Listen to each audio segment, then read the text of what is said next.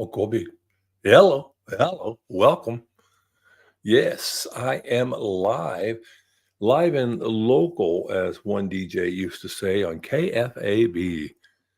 Anyhow, I think that was Scott Voorhees. Well, today is Monday. It's the 8th of April. And I am sitting here basking in a glow for I did a thing. And that's what I put up on the title. I did a thing. I have some other things I need to do. I have some other things I'd like to do. But I went ahead and I did a thing. And that thing was drum roll, please. Or we'll wait. No, life is full of the things we do. Hello and welcome to the stream. I went ahead and I went to a very good friend's retirement ceremony. And at my good friend's retirement ceremony, I was notified that there were jobs available for people with my background in weather and in knowing certain people in the weather business. And so I was like, well, I've been retired for a while. I don't know if I want to come off the couch or not, or off my chair. But I said, you know what? I think I'd be interested in that. And so I got a phone call. Hey, how you doing, Cheryl? Welcome from Wisconsin. Thank you very much. How's it going up to Wisconsin? Are you getting lots of people lining up for the eclipse? Hey, Ellen, how are you? Good to see you. Yeah, good to see you. I know Wisconsin. I have some my cousin. I was going to say friends. I do have friends too. Isn't that where Homestead Howe is up there in the Montevallo? Hello, hey, how you doing, Laney? Western Australia, you don't say. All right. Hey, how are you? But I do have friends up in Wisconsin and from the Homestead Howe and Poco Moonshine family. And of course, my cousin lives up there with his wife. So there's a little bit of a Wisconsin connection there. So I'm glad to see you, Cheryl. Laney, I'll be honest with you. I once, at one point in time, had a small opportunity to go to Perth, Australia, to do some work in the Air Force weather business out there. But alas, it didn't happen. And so I didn't go. I know it's a sad day. Things I wish I had done and things I could have done. But the things I have done are the ones that we tend to focus on, right? Isn't that how it is? We tend to focus on somewhere on that spectrum of woulda, shoulda, coulda, right? And if you're in here and you're in the carnivore space and you're doing things in that regard, there's probably things you probably shouldn't have done involved in that whole conversation. Speaking of which, how's everybody doing? How did your weekend go? Lainey, did you have a good weekend? I hope so. Ellen? I don't know, Ellen, that I saw you out and about on the webs over the last few lives I've been in. But just so you know, I did go to Carnivore Kip's event, to Carnivore Kip's meetup. And I have to tell you, or I don't have to, but I guess I should tell you, it was pretty amazing. There were a lot of people that showed up. There were people who wanted to show up, but they couldn't show up because of some significant things going on in your life. And isn't that just how life is? Sometimes life just throws you a curveball and you have to flex on the fly. You have to adapt. And that's what you do. But if you haven't gone to Carnivore Kip's page today, he put up a new video. He has some video of that event. And we also had Hanging with the Browns there. And that was awesome because I'm going to tell you what, talk about some high energy, some positive people. Hanging with the Browns. Yep. So you listen while you work? Okay, Ellen, thanks. Yeah, I did. I got to meet them. And what a wonderful thing it was to go to a barbecue. I mean, we've all been to barbecues, right? And whether it's a family one or a work one or a church one, but you go to a barbecue, maybe even your own, and you have your meat dishes, and then you have all the sides. And then you get concerned. Well, I have a mayo-based product here, so I have to keep it, cool, or I got to put it on ice or I can't keep it out. Well, in this pure meat world, I mean, we did have one side, and some wonderful people brought some deviled eggs. And those deviled eggs they made with mayo from butter and mayo made with bacon grease. And one of them was a 50-50 blend. Oh my gosh, it was good. It was really, really good. Cheryl, yes, those guys are north of me about 2 hours. Funny. Oh, did you now? I drove within 40 miles of there late last June and didn't even know about anything in the carnivore community like that. I wasn't really practicing carnivore. I didn't know Homestead how, and I could have stopped by, but I didn't. Silly me. You had a great weekend. You watched Carnivore Kip's video? Yeah, that's how I found about you. Oh, thank you. You're starting carnivore today. All right, Laney, that's awesome. I know you've probably seen a lot of videos, but if you have some questions, I might be able to answer some of them. I'll try for sure, for sure. The carnivore community is amazing, Ellen. And when we were at that meetup, it was only maybe 3 or 4 people there who have channels. It wasn't like a great big confab of people who do what I'm doing right now. But they were just, some regular people. And it was amazing to meet them. They were so kind and so welcoming to me. A lot of them haven't been on my channel. And maybe they'll come by. I don't know. But they were very wonderful people to be around. You stayed home watching anyone else trying to see the eclipse? My wife is off doing that right now. She's with her sister, and she and her sister have had a strained relationship. They're diametrically opposed in some ways, important ways. And this is one area where they could come together. And my wife decided that while her interest might not be as peaked as her sister's, this is a way for her to build a bridge with her sister. So she went off. Hey, there he is, the man, the myth, the legend. Ladies and gentlemen, the carnivore cure, aka a soft scrambled eggs man. Good to see you, brother. Good to see you. There, right there. Kayaking Grandma Kelly. Hey, it was so amazing to meet you this weekend and to be able to, sit there with you and share some wonderful food. Now, some people say they like to barbecue, and then some people can. Like, I like to barbecue. I mean, I like to grill. Don't get me wrong.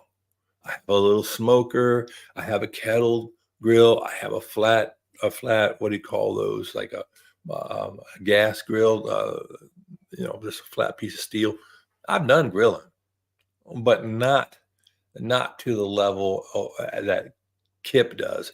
And that was amazing. He had an amazing piece of equipment in his grilling tool, his Shirley. I didn't know. He called it his Shirley. And I know that some people get pretty, what do you call it?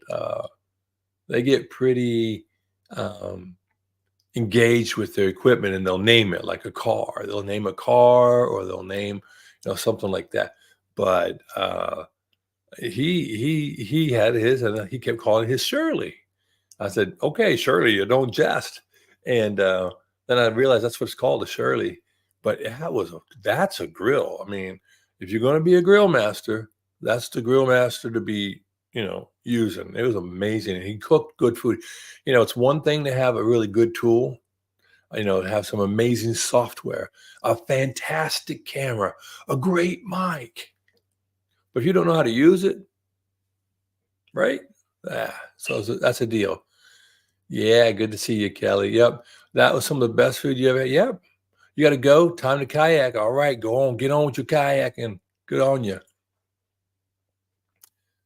Yeah, griddle. Yeah, it was a griddle, but I was trying to think of the name of the company, and I don't use it very much. So if I had won a great big lottery or something happens, I may go one day and get a real griddle.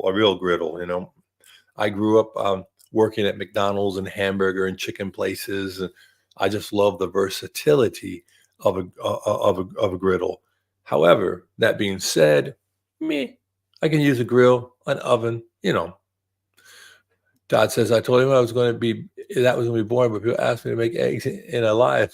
Yeah, hey, there you go. The interesting thing is you not only delivered, but you ate them on the live, and I was like, okay, I'm gonna check out right now. But um, yesterday was challenging for me because I was I think I still had a little bit of fatigue from driving on Saturday. So I drove down Saturday morning, got up, the usual routine. If you're going to go somewhere, you're kind of excited. I got up. It's about a 310, 320-mile drive from my door to where we were at the WMA at the park. Well, I made that drive. I made a little stop, pick up a little something, something here and there, and then I went to the event. And at the end of the event, it was, I guess I had in my mind, I didn't know that the event was going to have any certain termination time, right?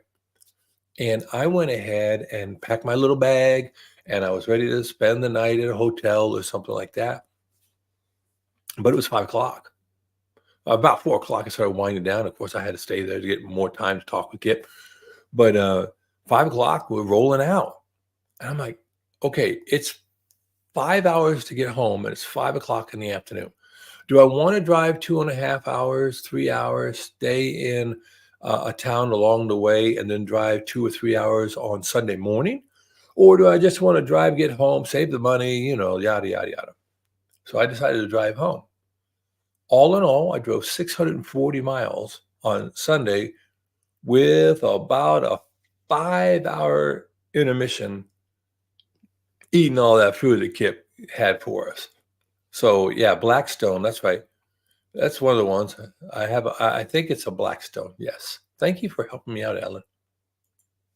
Anyway, so that made for a long day to be up at 5 in the morning, and I was still driving at 10:30 at night. And then by the time I got home, I just couldn't go directly to bed. I had to get some sleep. I mean, I had to get some stress off. So I went to the internet because isn't that where everybody goes? So I went there and I wandered around in YouTube and the internet and did some research. And eventually I thought, okay, I'm going to go to sleep.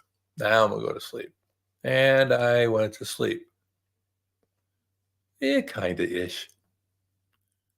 All day yesterday I was dragging. Got to bed, nice, good time for me. 10:30 is a good time. And I could not sleep. I could not sleep. I had some insomnia. I don't get it often, but I had some insomnia. And so what do? I get up, I start reading on my phone. I'm reading a book Dr. Bickman had. I'm researching some things that are near and dear to my heart. And well, anyway, long and short of it is, it was 2:30, 3 o'clock in the morning when I finally crawled into bed. And then I went to sleep. But I didn't sleep great because I had something to do today. I have actually 3 things to do today. Just 3. I've done 1. I'm going to go do number 2. I don't mean that. Excuse me. I'll do the second one and then the third one. And the first one was I had a job interview today. And I was nervous. I was so nervous to get ready for and to prepare. I mean, I actually even I have a sport coat right here, and I got a shirt and t-shirt and shaved. It was supposed to be a Zoom interview. Okay. Aren't those lovely? I prefer to have in-person interviews because I think I come across better in person. And also I can get a handshake and I can, read more of the people. But you get what you get. And I have determined I've been retired since I'll say October of 22, year and a half. And I'm not thriving in retirement. It isn't a financial thing, even though I do miss finances. but it's not a financial thing. It's a social thing, and it's a a purpose thing. Now I have purpose, and I have things I can do and that I need to do, but I've spent more than 45, truthfully, I spent more than 50 years of my life working. There's an integral part of myself that identifies with working. Well, to cut to the long story shorter a little bit, just a little bit. I had this opportunity when I went to my friend's retirement, heard about a possible opportunity to work again. The oh, easy for me to stutter. The requirements I had for going back into the work field and work place is I needed to be doing something I knew how to do. I've had a number of jobs here over the past few years that dealt with things I had a sort of an understanding, but not a complete. I was working in acquisitions in the contracts part of acquisitions for weapon systems. And I have acquisitions background. I understand a lot of the jargon. I've been around the military almost all my life, if not really truly all my life. So I had some fundamental understanding, but the specialized knowledge was lacking. And I was in a program where I was in a developmental program, a high level one, but developmental nonetheless. So I could always go to a person and I could say, "Hey, riddle me this. What is this really saying? What am I expected to do? Where do I find the resources?" But the global pandemic came along and they put me here at the house. I had to build this desk. I had to make things and make this my office. And well, again, longer story, longer. I didn't flourish, and people didn't understand the situation. Now, I am immensely and wonderfully blessed. I am fortunate, and I realize it, that I can afford to be retired right now. But that doesn't mean I liked it. And so, again, competing interests, the opportunity came up, and it's working back in the weather community. And that's what I did in the military for 20 years. I've been around it a long time. I have a deep affinity and love for it.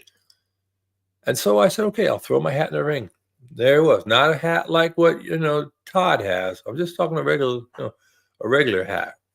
I threw my hat in the ring, and I had a couple pre-interviews and paperwork to fill out. And I just had my formal interview. And that, my friends, started off with a bang. Supposed to do a Zoom interview, right? Well, I looked through all my emails 2, 3, 4 times. I waited. I sent emails out asking for clarification, only to find that there was no link in any email to me. So I ended up calling the primary individual, the hiring authority, and saying, "Hey, yeah, hi, how are you? Yeah, I was looking for a link and I didn't see a link." And he said, "Me neither. I didn't get the link either." I was like, "Oh, okay. Well, I'm available. Just let me know when, and I'll tootle on in. Send me the link." And he says, "No, no, no. I've got you here right now. Let's do this formal thing now." I was like, "Okay." And since I did it via my phone and not video, right? Since I did it via my phone, there was no need for a video capacity. And I had moved my camera. I had my coat on. I even moved it to my chair. This is my nap chair. My nap chair wasn't in focus. I mean, I'd done all these things to put myself in the best light, and there I am just talking to my phone. Hello. Usual routine questions. What's your best? What's your worst? This, another. What are your salary expectations? I hate that discussion. I really don't like that. I really wish they would just, and they did post a salary range. There was a salary range, and I with confidence exceeded what they had for that. But I also know how this works. I've been involved in enough government contracts. And so I knew that there was a posted limit, upper limit, and I knew that there was um, a cushion. I know that the job didn't really require the most senior person.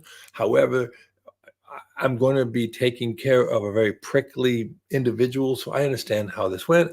I exceeded it. And they go, oh, you're in the ballpark. You're in the ballpark. I'm like, sweet. I remember the gentleman who told me at the retirement event I was at, he said, well, I can guarantee you get a job that pays you twice what you're making now, except for you and you. I know how much you make, and we can't pay twice that. But for the rest of you, I'm confident as well. Seeing how I am not making any money right now. I think you can double my nothing, except 2 times 0 is still 0, right, Todd? No. So we had all those conversations. We talked about things, and now I'm just waiting to get the email back that says, hello and welcome. Now we're going to start your onboarding. And now you get to do all your government training all over and over and over again. I tell you, I'll get 2 weeks of pay just training in. And they'll have to send me a laptop and all that stuff. So I'll be spinning my wheels for a minute. Might impact these daytime lives, though. Just FYI. Let's catch up with some comments here. You're watching the eclipse via NASA. Awesome, Sandra. Yeah, I've seen eclipses. I've seen alignments. I remember one in 1979 to 1980. I used to be a wannabe astronomer physicist, and I had a really nice refractive telescope with a camera with plates on it and everything like that. I did all that stuff. Turns out that when you're young and you try to do things, you think it's cool and wonderful, but you realize after a while that what you're doing doesn't measure up to what you can get done at any semi-professional observatory. Kind of puts the kibosh on that. And I was no young Sheldon, to be sure. Oh, watch Kip's meetup. Yep. Oh, I had a good time, and boy, oh boy, did I eat well. He had a plate of meat, and then I followed it up with another plate of meat, and then I snacked on Kaneka sausage, which, by the way, I absolutely love. Now I'm noticing something here on this camera. I'm noticing on this side of my forehead a couple of dents in my head. I guess I'm a little low in water. I better make sure I drink more water. But Kip's meetup was amazing. I really did. Hey, there he is, the man, the myth, the legend. Ladies and gentlemen, Carnivore Kip. Him and his sidekick Shirley, right there behind him in his picture there.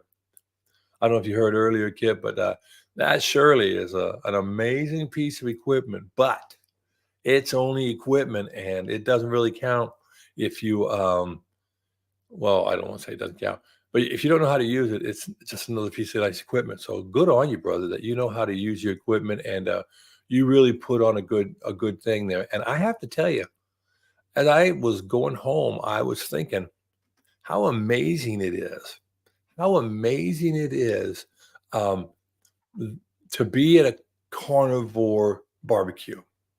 Because think of it, your sides are really minimal. We have salt, we have smoked salt, we have, Frank's hot sauce. Yes, everybody loves a little Frank's, right? There you go. And then we had those wonderful deviled eggs that were made with the bacon and what was bacon mayo. Yeah, that was great. The bacon mayo.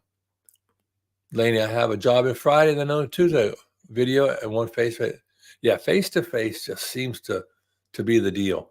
Oh, by the way, I did put the link up here in case someone wanted to jump into this live for a brief moment. You can do it. Just hit the link. If you have camera and audio, I'll bring you up. If you don't, that's fine too. But I'd like to give people that opportunity. Yeah, the eggs were great. Didn't we have 2 sets of egg makers there? Those eggs were awesome. I know that I like myself some eggs, and I like the deviled eggs. My daughter makes great deviled eggs, but I haven't put her in contact with the bacon mayo. I'm gonna have to try that. But yeah, those deviled eggs were really good. But that Kaneka sausage, brother, I'm telling you what, man, I'd have eaten myself sick. I really would have. Those are my crack. If you want to say like, no, people have keto crack, stuff like that. I would actually eat those sausages over cake. Well, I mean, I wouldn't put them on cake and eat them together, but instead of. I know. I'm not funny, but I'm here all day. Thank you very much. Thank you very much. But no, I tell you, another thing that's been weighing on my mind, and for a fat guy, that means a lot. When you use the word weighing, you have to be careful. But this whole potential for uh, a tough story going worse with my liver. Okay, bottom line is I didn't take care of my liver. I was stupid with my liver, particularly in my youth. And the bottom line is I drank too much. Now, I didn't drink so much to where I was town drunk. I mean, I got in trouble a few times when I was a young man, but that's going to happen. I'm not going to beat myself up over that. But I got the fatty liver now, and I've had this fatty liver for a number of years, and every time I go get a test, even though I've probably been carnivore or keto for 2 or 3 months beforehand, I still come in with the fatty liver. And I keep hearing people say, "Oh, I went carnivore, I went ketovore, and I lost all the fat in my liver in 30 days." I'm not that guy. I'm not. So it frustrates me. It does. It does frustrate me. But what really caught my eye was I started seeing things on the radiological report from the radiologist. Now, hear me out. And Kip, you had an individual there who has a medical background, and we were able to talk. That was at your event there, and we were able to speak a little bit more in depth to a professional, someone who actually does imaging. And so, as we spoke, I brought up the idea that these, and there's a cautionary. This is a cautionary tale to each and every one of you. When you read the reports from various medical exams, I think we really need to take that with more than a grain of the proverbial salt. Yeah, Jania, that's right. You'll see something on a blood test, and it might have a little asterisk high or low. And you look at the reference range. Let's say it's glucose, and your fasting glucose was 101, and it has asterisk high. In the grand scheme of things, a fasted glucose of 101 is something you need to think about. I don't want to say no. However, you don't have to be like Chicken Little. The sky is falling, right? You need to put that in perspective and with a lot of different elements. Well, I have a radiologic report, and on it says from the radiologist, portal vein hypertension. Portal vein hypertension, full-blown actual portal vein hypertension, can be a significant deterrent in your life. Many alcoholic people with cirrhotic livers who have an acquired portal vein hypertension. So I chose those words carefully. Not every alcoholic has a fatty liver that's gone into a cirrhotic liver. I think they say 20-30% of people who abuse alcohol get a cirrhotic liver. And not everybody who gets a cirrhotic liver gets portal vein hypertension. So you winnow it down. Small subset of people. A significant subset, but a small one, will get this portal vein hypertension, basically because your liver is blocked up and it's not very flexible, and because your spleen is most likely enlarged and may have a blockage. This very low pressure system is the vein is dilating because of backup of pressure. And then what happens is you might get basically, it's my determination, okay, they get this thing called a varice, which is basically like a varicose vein, but it could be like in your esophagus. And if it ruptures, you bleed to death. That's a horrible way to go. So I'm concerned. And I think rightfully so. If you saw cancer on your lab result, some carcinoma, you'd be like, whoa, whoa, whoa, whoa, whoa. But I did my whoa woes, and I felt whoa whoa, and I had whoa whoa all over me. I do some research. Now, the other night, Carrie at Homestead Howe had a gentleman on who had stage 4 esophageal cancer, and in his interview, when Carrie asked him, "What are some tips you would say to a person who's just gotten the cancer diagnosis?" And coming from a person who's been through some radical surgeries and really, really in a bad place at times, coming from him, one of the things he said is something I need to adopt. I proffer this to all you if you haven't seen it, is don't get too high, don't get too low. Try to mediate things. Don't be reactive, be responsive, not too high, not too low, and don't share too much with the people around you, because if you have a cancer diagnosis, you're going to have a lot of shifts and changes in what's happening and not happening. And well-meaning, good intentioned people close to you will be like, so are you getting it removed? Are you getting radiation? Are you getting chemo? Are you this? Are you that? And that could change on a daily basis. Could change based on the provider you have. So I took all that in, and I'm saying to myself, I'm not going to get overwhelmed, but I still need to know. Well, I've done my research, and I've looked at the past couple of days, over the past couple of days, at old information I have. And what I think my potential for portal vein hypertension is almost nil. My ALT to AST, those are some liver biomarkers.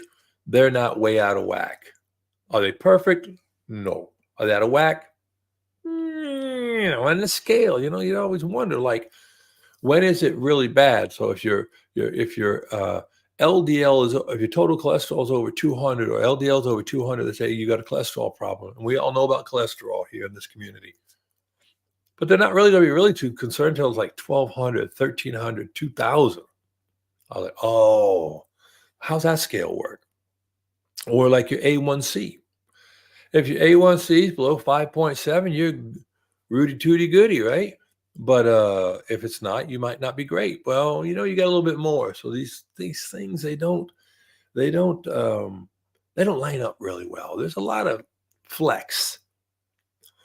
So I think that what happens is that what they say is a portal vein is only supposed to be about 1.3 centimeters at its largest, in the largest population. The upper limit is 1.3, and mine's at 1.6.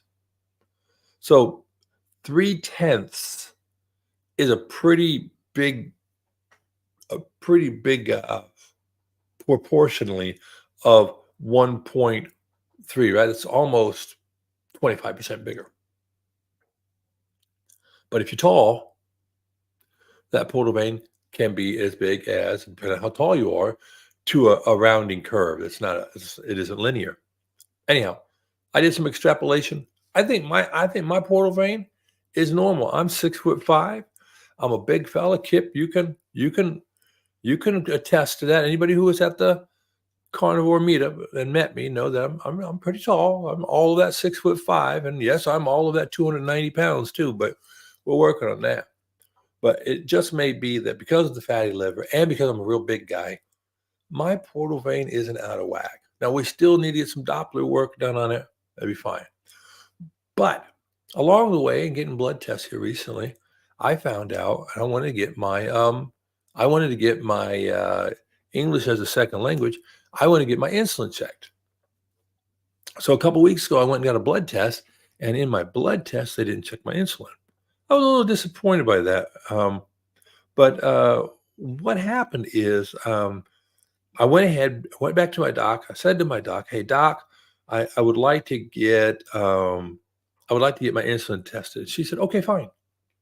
So last week, on Tuesday last week, I had my insulin tested, and well, I got the test results back yesterday, and I'm not happy. I'm not happy at all. My normal insulin, I'm looking at a spreadsheet right now. So going back to 2016, I had a 4.6. In 2023. Well, I've had other ones, but basically, my insulin was 6.1 in September of 23. So that's not that long ago. My insulin last Tuesday was 9. So as far as I'm concerned, it's going in the wrong direction. Yeah, here you go. We get the comfort. Yep, he's a tall youngin. Thank you very much. Um, the idea is that my insulin, my fasting, I was fasted. I was diligent, but my fasting insulin was um was up a bit, and at 9, I'm not happy about that.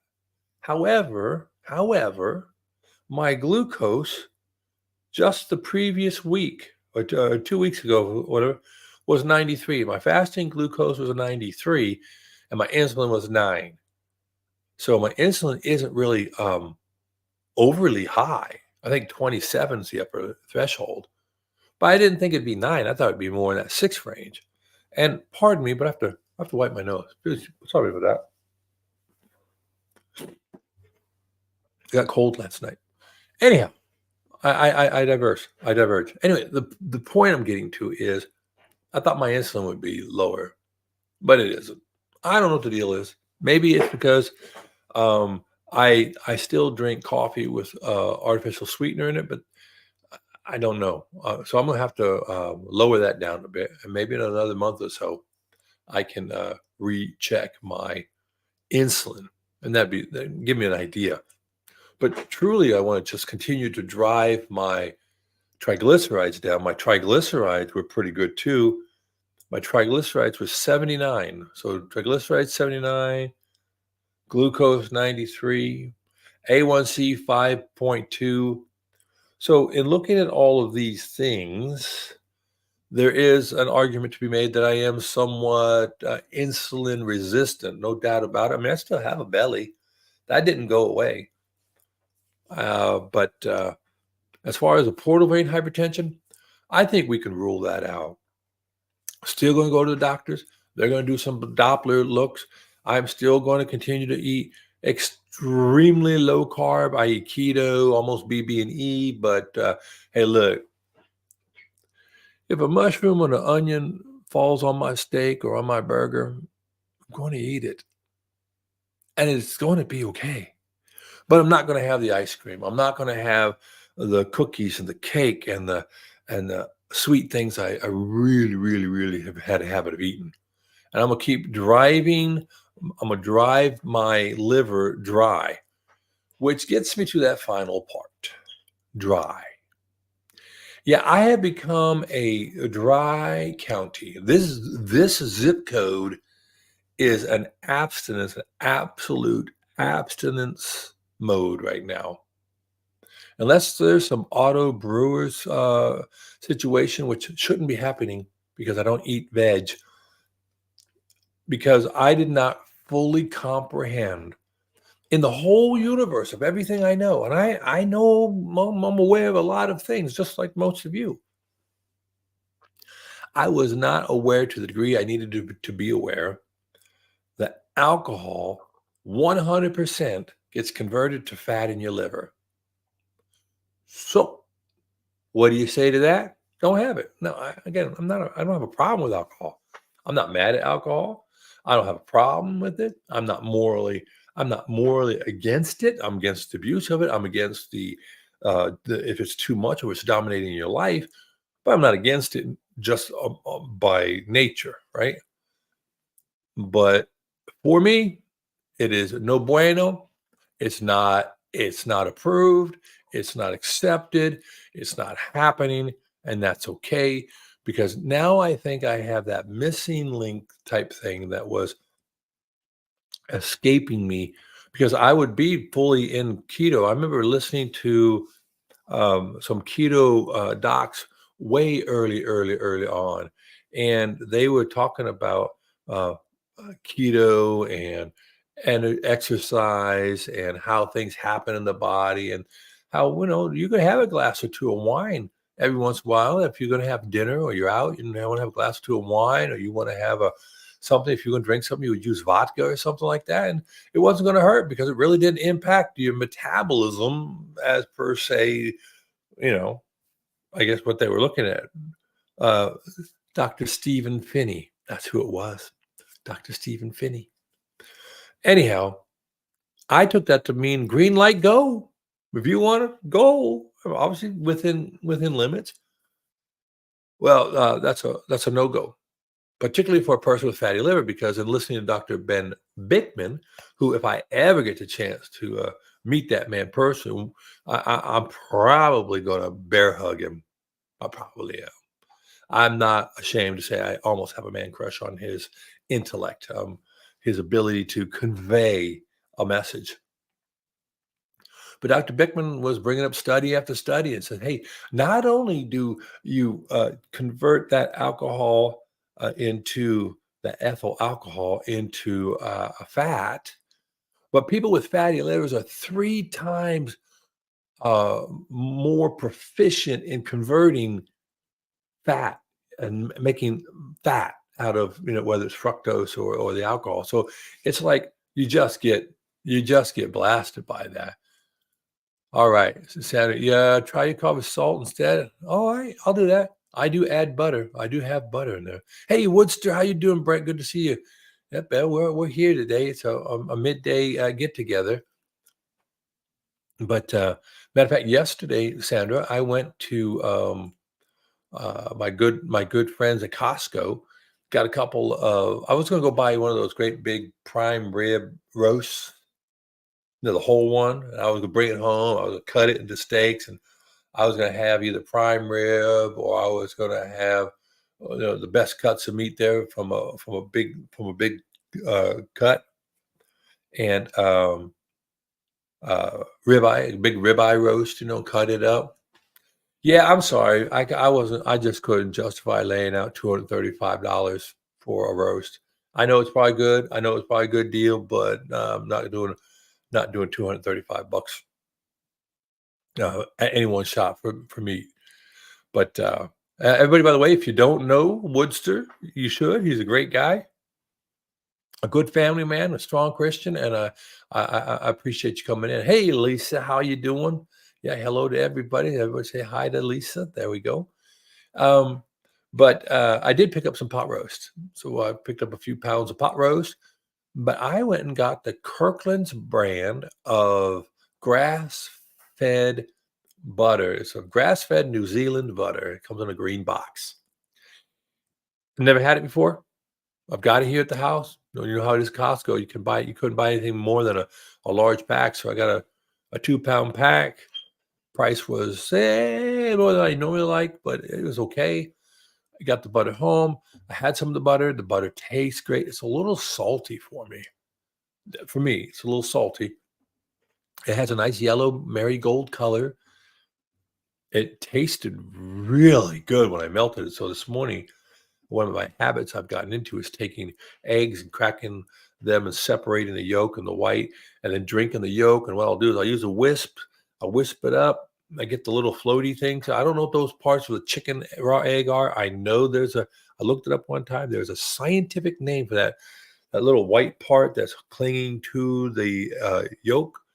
Um, but it's pre-chicken, I guess. I don't know, but I don't like that part. So when I use my little wire wisp in the egg yolks, it gets caught up in the wire wisp, and then I don't have to drink it. But I'll wisp up the egg yolk, and I'll pour in melted butter. I'll continue to wisp it, and then I can use it for gravy. I like to call it carnivore whiskey.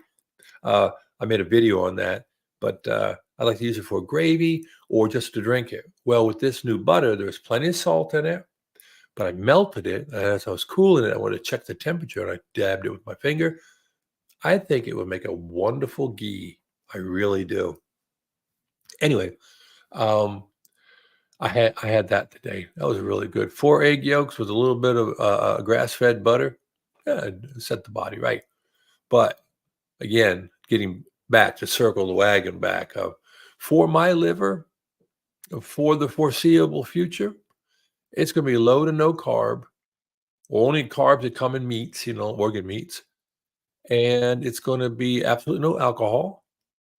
And I started exercising last week, and I will continue because, as Dr. Bickman said, visceral fat is a preferential fuel, preferential, not the only, but visceral fat is a preferential fuel for the liver to burn and for the body to burn. So the best way to do it is exercise. Any exercise you'll do, any resistance exercise. So for all of us out there who are trying to get rid of belly fat, we have to do we have to do well, we should do the resistance exercise we can do. If it's sitting in your chair and doing bands, do that. Bands and shoulder presses. I used to tell people when I was in the service and everything, they needed some coaching. Hey, get the big can of tomato sauce, whatever, and do curls with those cans. Whatever you can do, you need to do. All right. So, Ella, Kirkland, but yeah, it's good. It is good. I agree with you. Matter of fact, I think I left some Kerrygold at the meetup, Carrie. Excuse me, Kip. I hope you were able to get that out and put it to good use. No, not the membrane. It's actually on the white part. It's a little white globule that's attached to the yolk, and I'm not kidding. I'm not joking around. Now, the membrane, if you take a egg and you wash it out, just after you crack it, wash it out, that membrane, if you peel that membrane out of an egg, and of course, make sure all the little bits of eggshell are off, you can eat that, and it has I understand it has to be a very good source of a chondroitin or something good for your cartilage. Doesn't taste great, not easy to chew. No, now you wash it off because you want to get that avidin and all that off from the egg, and then you can put it on the counter, and if you want to, you can chop it up and mix it in with something, just chew it and swallow it. You'll never notice it, but your body will like that substrate, particularly for joint pain. Yeah, any exercise better than no exercise. That's right. Yes, it is. That's exactly what it is. And I know, again, I call it the pre-chicken. I don't know. All I know is that when I drink eggs raw, if the whole egg, I'll do that on occasion. I don't like that slither. That's like a little piece of oyster. No bueno, not working for me. Don't like it. But I'll eat spinach. But no, in the end, the whole thing is that don't want to gross anybody out. But by using the wire wisp, it separates that. It works. Works for me. Outside of that, again, I interviewed for a job today. I may be getting a job offer here shortly, which will impact my availability for some daytime streams, which I would hope everybody would understand. I mean, if you're going to go work for somebody, work for them. Now, I will have flexible schedule, and I will be working from home. So I'll be right here all the time. But the neat thing about it is, I would like to have this position to facilitate a few things I would like to be able um, to do in the future. There's some things I want to upgrade in my shop. I want to put a split unit air conditioner. It's just a little tiny shop, but I'd like to put a split air conditioner unit on there so I can have a little bit of heat in the winter and a little coolness in the summer. Get a few tools, pay off a couple little debts. I'm going to sneeze. Excuse me.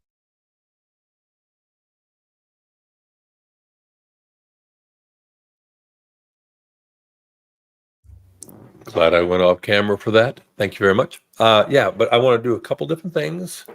And financially, it would be easier if I had the position.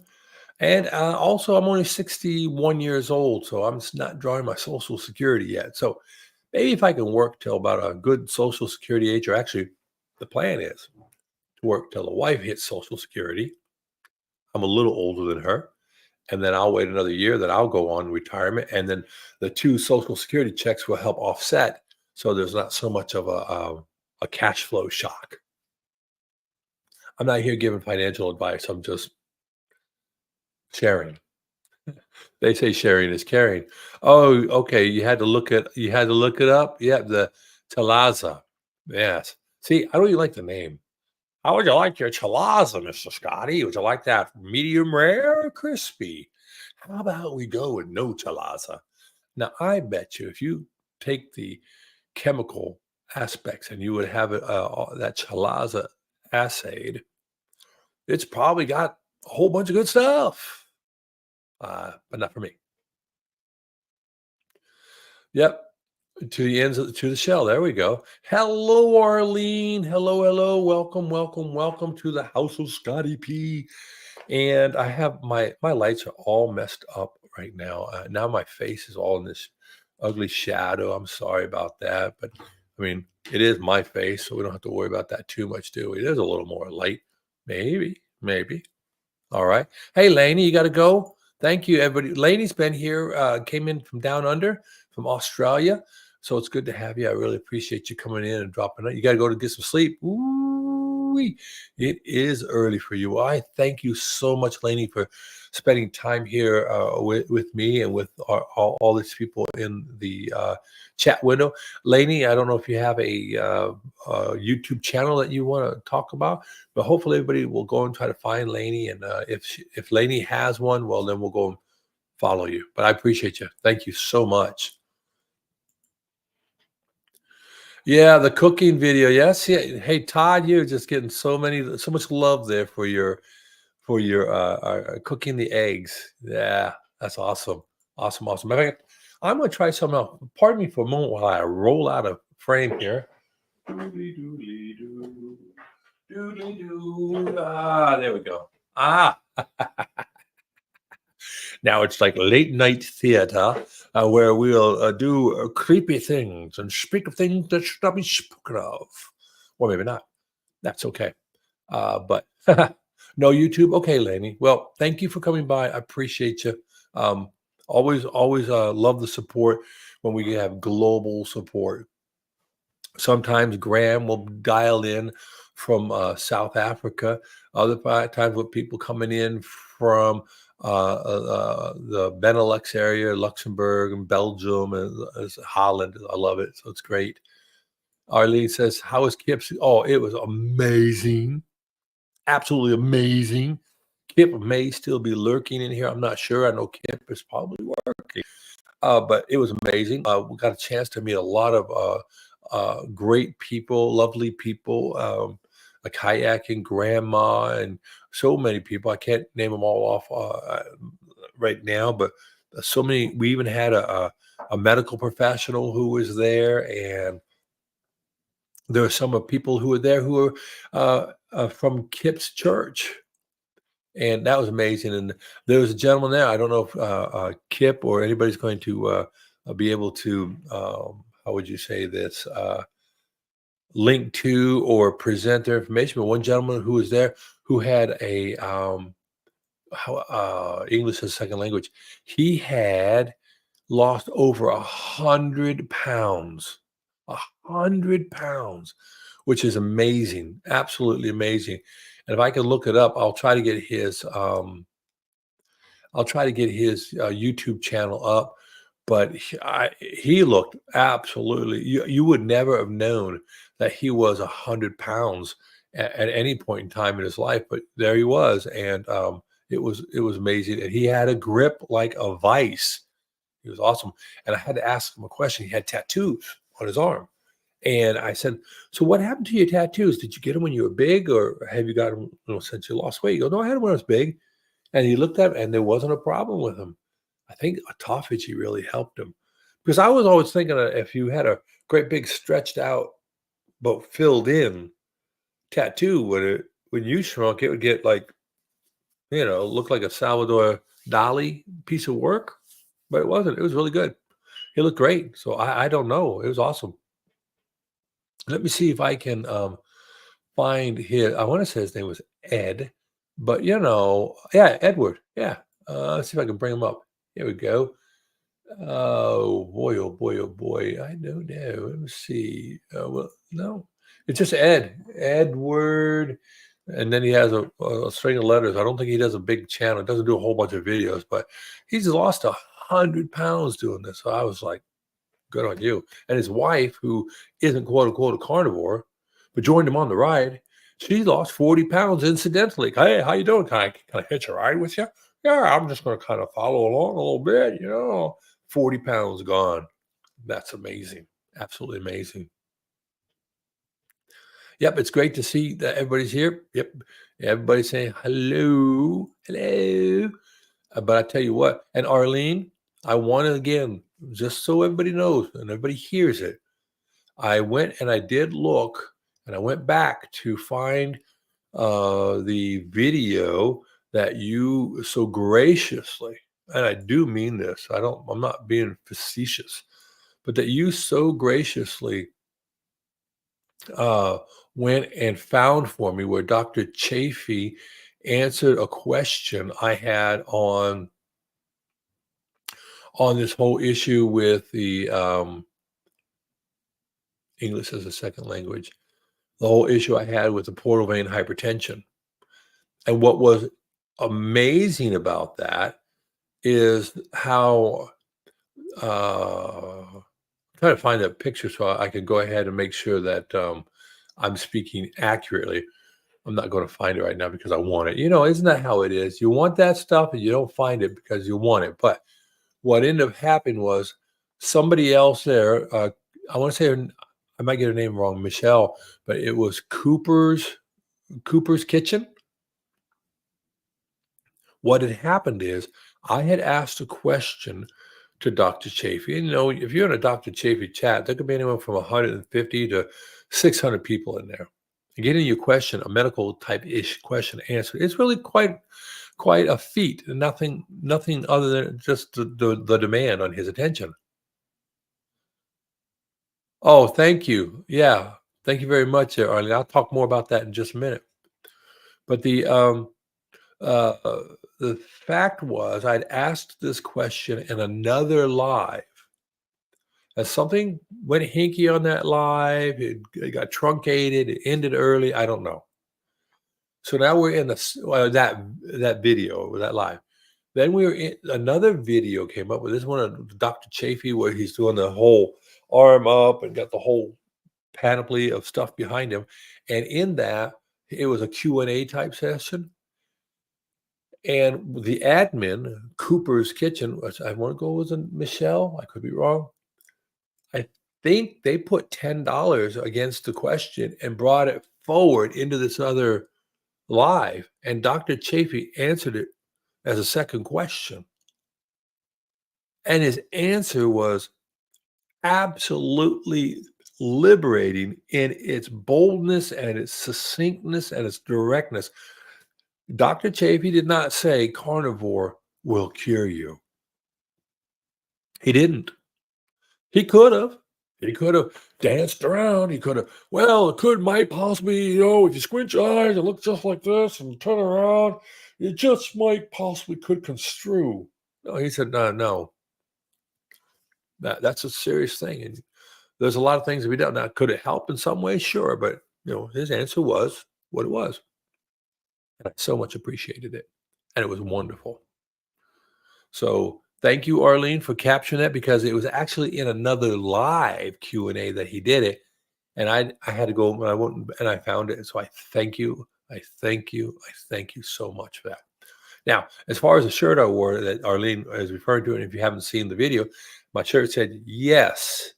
And it's a black shirt, yellow lettering, and it said yes. And bottom line, it's a follow-up to this coin. It's a little like a wooden nickel. And it's from my church. And a pastor was telling people, is your yes on the table? Think about it. If they need someone to work in the nursery, is your yes on the table? If they need someone to uh, uh, pick up chairs or put chairs down, is your yes on the table? So everybody gets a yes. Well, my yes is very much on the table. And my pastors call me on a regular basis. Hey, I happen to have a key for the church, and I'll open it, I'll close it, I'll do things. There's a lot of things that a person can do within their church, whether it's a manual labor. That's my gift, by the way. My gift is to perform manual labor. I'm good at it. I enjoy it, and so I do it. But yeah, um, so this is all about the yes on the table, and I wore that just to make sure everybody understands that I am a believer. I do follow Christ. It's very important to me to do so. I'll be very public about it. I will not shy away from it. But by the same token, I'm not going to beat you over the head with it. I never appreciated that from people. It's a personal decision. It's a personal journey. I'm here to help if I can be of help. I may be the only Bible a person reads, and I try to be cognizant of that. Now, am I perfect at it? No. Am I very good at it? No. No. But do I strive for it? Yes. Do I focus as many times in a day back on it as I can? Yes. See, my yes is on the table. So that's why I wore that shirt there. That was my evangelical nature, and without beating anybody on the head. So when my pastor says, "Hey, we need somebody," they even had a time when they said, "We want to interview people about this effort, about is your yes on the table?" And they got me the shirt, and yes, my yes is on the table. That's what it's all about for me. And I'll be honest, the dividends and what I receive because my yes is on the table is far exceeds the level of effort I put out on it. So that's where I am with that. And thank you, Arlene. I appreciate the comment. Right here we have Big Man Alaska. Patient waiting for your video of the meetup. Pin. Yeah. My video is not going to be. I don't have a video. I took a few pictures. I have some pictures I might throw up in a